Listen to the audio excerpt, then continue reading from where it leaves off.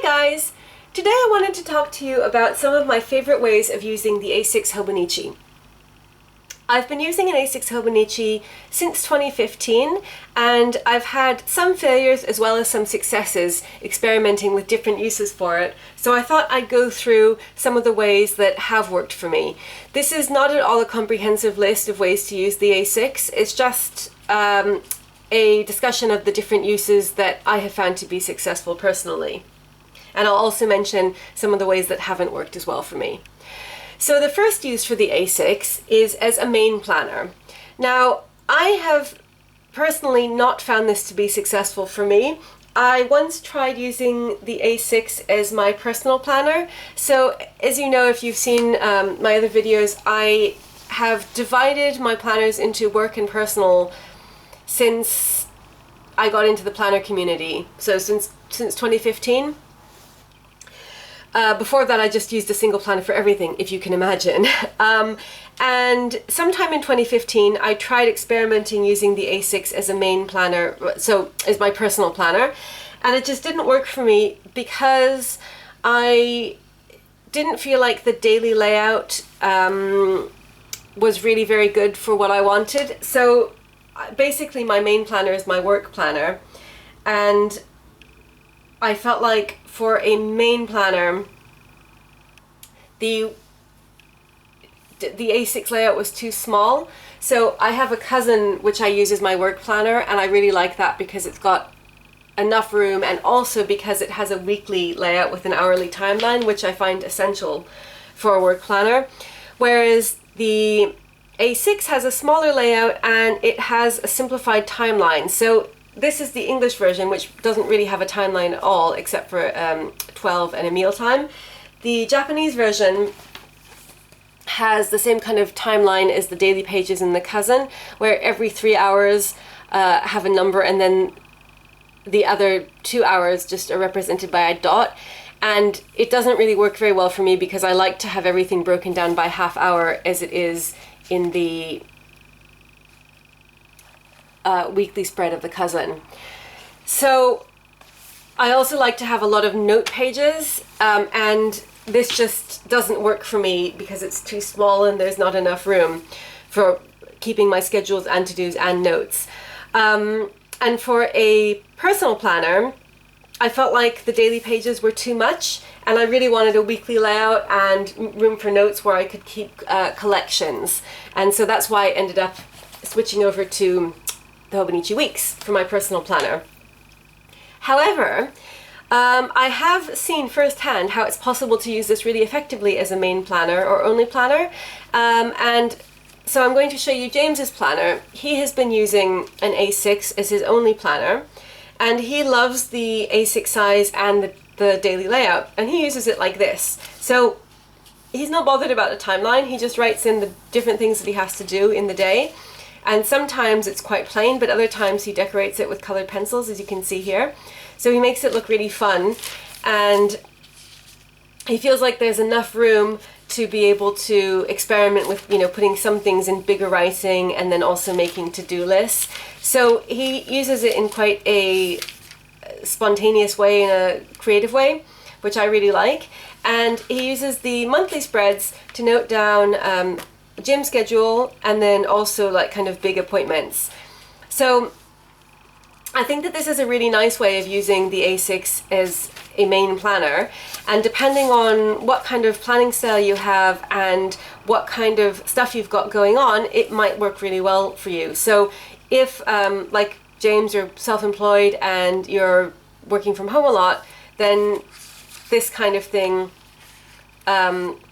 this kind of setup might be something that could work for you as well. So that is one way of using the A6, which I think is quite nice. The thing about it that is convenient as well is that obviously it's quite small and portable, so if you're using this as your main planner and you've got everything in here, then you know it's not a big deal to throw it in your bag and take it with you. The thing that I feel like is a downside for this, for me, using it as a main planner, is that it only has a few note pages at the back, around 10. And James uses it for writing down books that he's read, so he keeps track of the books that he's read in the year. and he also uses it kind of minimally for other notes, so things like passwords and a few phone numbers and stuff like that. But he says that it's fine not having a lot of note pages, but that would really bother me. So it just sort of depends on how much planning and note-taking you need to do, whether this would work as a main planner. So next up is as a daily planner. So I used my A6, the Japanese version, as a daily planner throughout quite a bit of 2017, say the second half of 2017, I think, and maybe the first half of 2018, or 2016 and 2017. And it works quite well as a daily planner. By daily planner, I mean a planner where you just write down a chronological list of to-dos from morning till night, and you don't really need to reference it that much. Either, you don't need to look forward or look backwards. It's just like a daily to-do list.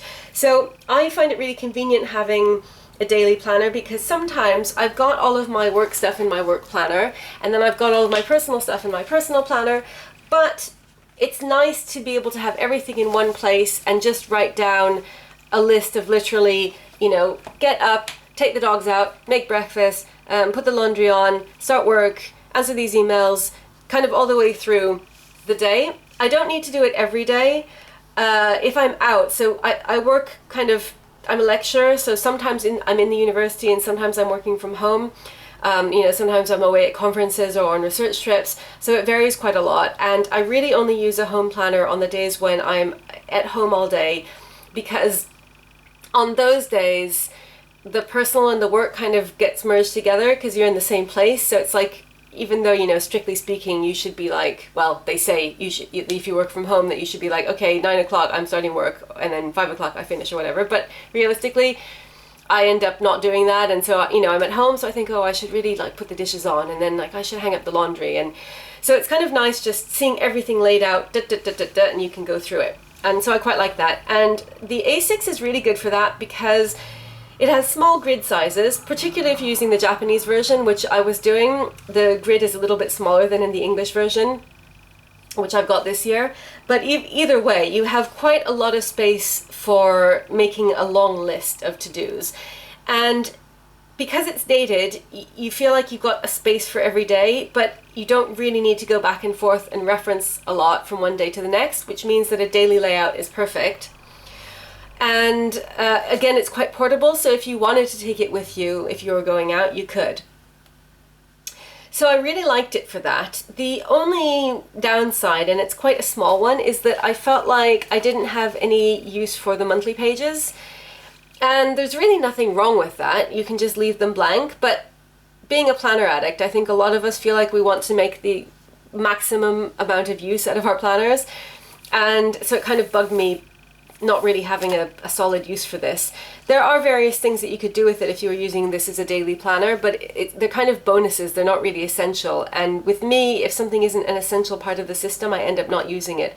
So you could use it to write down a highlight of the day, or to write down something that you're looking forward to doing that day as a way of motivating yourself at the beginning of the day, that kind of thing. So I think that's definitely possible, but I always used to just fall off the wagon with that sort of thing and ended up leaving it blank, which then kind of bugged me.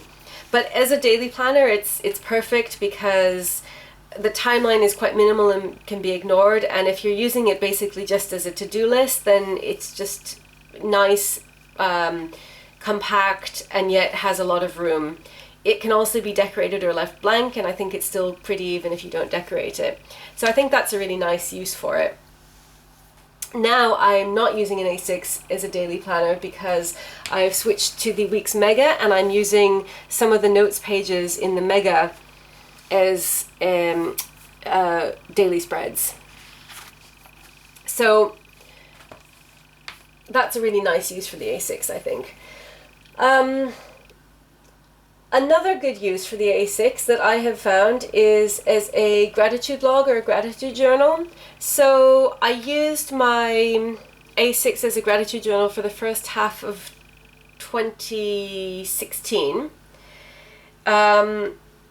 And I found it to be really nice, again, because kind of like the daily planner, if you use it as a gratitude log, you've got a lot of room so that if you want to just make a list, which I used to, you can list, you know, like you can make 2 columns if you wanted to, and you could list like, you know, tons of things. Or you could write a couple of lines about a smaller number of things, and it would be really good for that as well. And again, because in both the English and the Japanese versions, the timeline is kind of easy to ignore, especially in the English version, but in the Japanese version, it's also, you know, quite easy to write over it. You don't need to, that doesn't need to bother you. You can just use it really kind of as a log or a place to make lists. So when I use this as a gratitude journal, I would write a list of things that I loved or was grateful for here. Just a list. I didn't do any prose, but it's easy to do that, as I said. And I was using the Japanese version, which has these check boxes at the top. And so I would write like kind of the very main highlights of the day at the top. So if there were like 1 or 2 things that were particular, you know, that I was particularly happy about, I would write them up here, and then I would use this as the just kind of main place for gratitude. You could also divide it so that it's half gratitude and half vision, which is something that I like to do sometimes. So say you make the top half gratitude, which is things that you're happy about, and then you make the bottom half vision, which is things that you would like to happen. So kind of like a vision board, but if you write the things down every day, that's the way that I like to do it, rather than making a vision board out of pictures. And then it's kind of like you've got those things in your mind and you're focusing on them every day. With this, again, you have the problem of what to do with the monthly pages, because they're not strictly necessary if you're using it like that. So again, you can always leave them blank, but if that bothers you, you could use this to write the absolute highlight of the day, particularly if you're using the English version of the planner that doesn't have the check boxes at the top. So you could write your main highlight here, or you could write it here. And you could also use this for vision. So if you're using this whole thing for gratitude, you could then write your vision book here. So like say there's one thing that you're focusing on that you really want to happen, or a couple of things, you could put it in here. And you can also use this vertical yearly spread either for something like what I'm using it for now, in fact, this year, accomplishments. So you could write down one accomplishment that you did per day, which I think ties in quite well with a gratitude journal. So, you know, you're sort of giving yourself a boost at the end of every day, and then you can go back and read it and see all the great things that you've accomplished if you're ever feeling, you know, a bit low or like you haven't got anything done. Or you could use it to write down the number 1 highlight of the day, or you could use it to write down the number 1 thing that you're most grateful for that day, which I have also done before when I was using this as a gratitude log. So I think that there's a lot of potential for using this as a gratitude log or a gratitude journal, and I really enjoyed using it like that. Essentially, the only reason that I stopped using it like that was because of the eternal allure of the new. So the perennial planner addict problem. I just wanted to use something different. And I think when you're using a planner for some other purpose, so not actually as a planner, and you don't have forward planning going on in it and things that you need to go back and reference, then you know, the seduction of the new planner is quite hard to resist. I don't switch out my actual planners generally during the year, so you know, like my work planner always stays the same. I couldn't function if I was switching my work planner around, and the same with my personal planner. But when it comes to things like journals, it's just because you don't need to reference them, it's just a lot easier to end up switching things out. So that is why I have used the A6 for so many different purposes over the years, because I've been kind of experimenting with different uses for it. And I always come back to it, but then I always stray as well. So another use for the A6, which I think is really nice, is as a coloring book. So I have never used this as an actual art journal, which is one of the more common and well-known uses for the A6, I think, you know, where you actually draw pictures or paintings. But I have used it to color geometric patterns.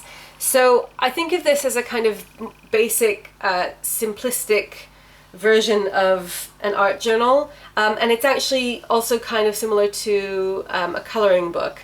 So essentially, because you've got these gridded patterns, you've got these little grid lines, you can make all kinds of geometric shapes quite easily.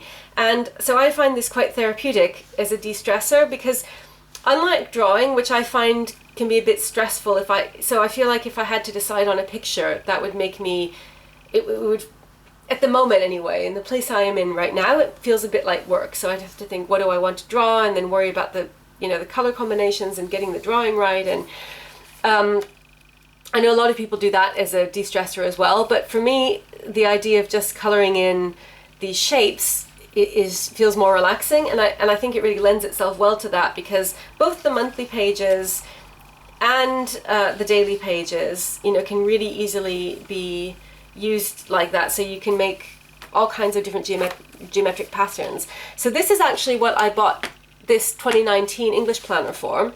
That was my idea, was that I was going to use it as a coloring book. And you can see I used colored pencil for the first few days, and I just drew some different patterns. And then I decided that I wanted to use it for something else, which I will talk about in a minute. But I think that this is a really nice potential use for it, because it's a blank slate, and particularly the English version, and that's why I bought this English version this year, because it doesn't have these check boxes at the top, and it doesn't have the grid at the top, unlike the Japanese version, which is a bit busier. It just has this almost perfect square, and so you can just use that as your canvas and make all kinds of patterns on it quite easily. So that's another use which I think is really nice. And obviously the Tomoe River paper, being amazing, can take all kinds of media. So this was written with, this was drawn with a Faber-Castell artist pen with the brush pens, and you can see that, there's a bit of ghosting just because the paper is so thin, but there's really no bleed through. And then when you draw on the other side, you can't see the overlapping at all. Like this really takes it well. So, and you could also use watercolor or like other kinds of paints or pens. So another use, which I think this is really convenient for, which I've also used it for, is as an expense tracker or a budget book. So again, it depends on how much detail you want to go into, but if you wanted to track all of your expenses, say, like everything that you spend money on, then I think the daily format is quite good, because again, it's compact. But you've got enough room here that if you have a lot of expenses in a day, it would be much easier to track them in here than, say, in the Hobonichi weeks, where you could run out of room quite easily. Well, me anyway. I've had days where I've just had a lot of different expenses, and if you want to track them all in detail, I think a layout like this gives you a lot more space. You could also divide them into different categories. So say you had things like grocery shopping, and then like fun spending, rent and other necessities, bills, that kind of thing. You could divide them all into different categories, and then you could see, if you flip through the days, like how much you spent. Let's say you put grocery shopping at the top. You could just kind of easily click, look through and see how much you tend to spend on groceries. And then you could put your weekly totals in the monthly pages. So I think that the monthlies would actually come in quite handy with this usage, because you could put a daily total here, and then you could put the weekly total on the Sunday, or on this space at the side here. And I've done that before, and I think it's quite handy.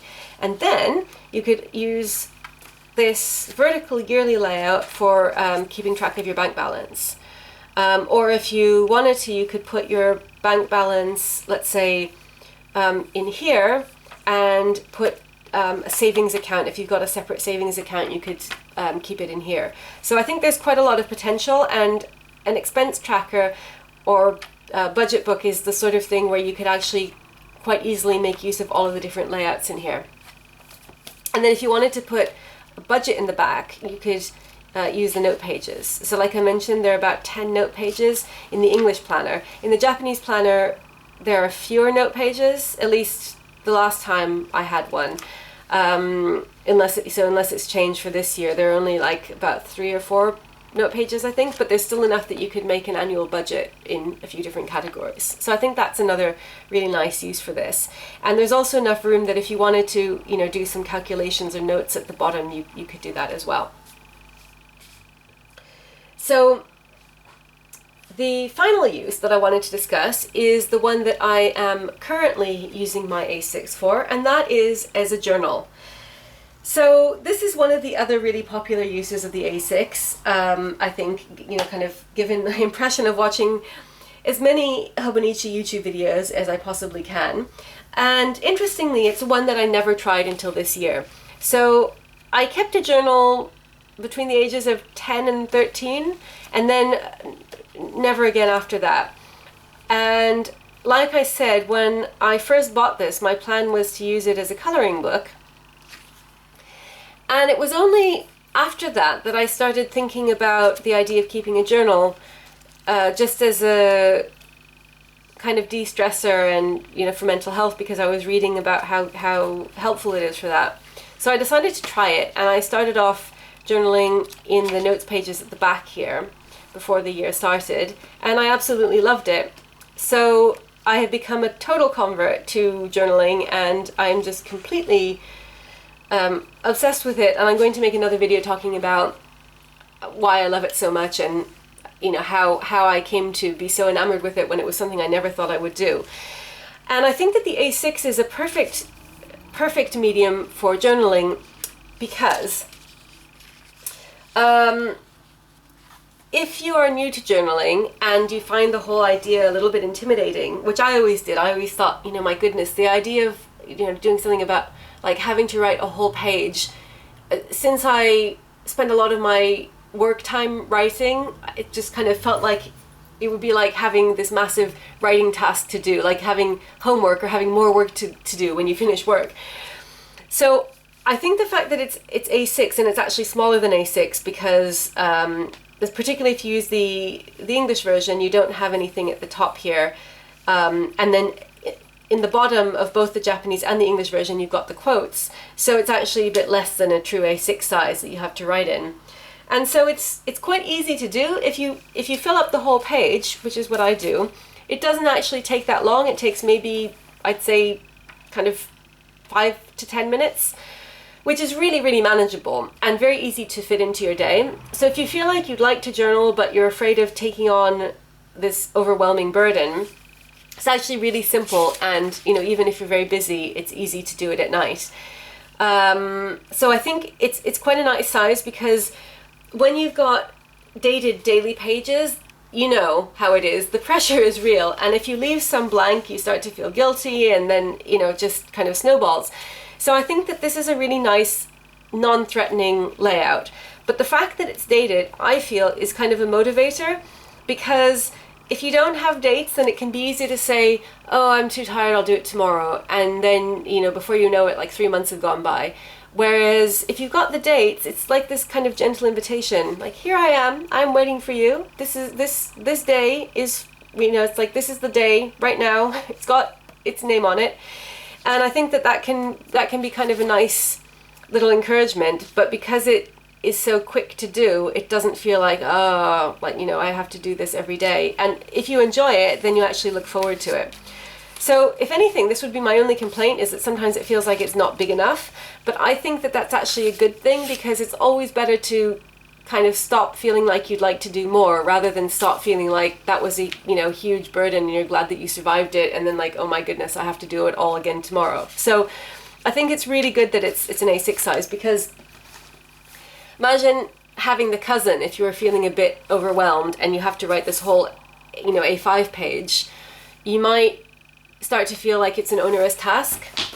Not to mention the fact that the cousin has weekly pages as well, and so if you're using it as a journal and you don't need the weekly pages, then you'd have this whole issue of what to do with them. Whereas the A6 doesn't have the weekly pages, and so you don't have to worry about that, and it's this nice non-threatening size. Now, for the monthlies, I have been using them as a vision book. So like I talked about before, I just write down something that I'm really, really hoping will happen, and I kind of trying to sort of invest positive energy in it. And then I use the vertical yearly spread to list accomplishments, like I showed you before. So it's kind of a mix of different things: accomplishments, vision, and journaling.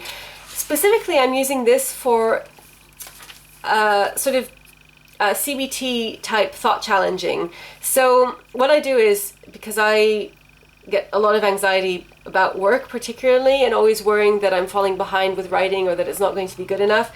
And so every day I will pick something that I've been worrying about and use this as a space to challenge that thought and kind of try to think of positive ways of framing it, or a solution if there's a particular problem.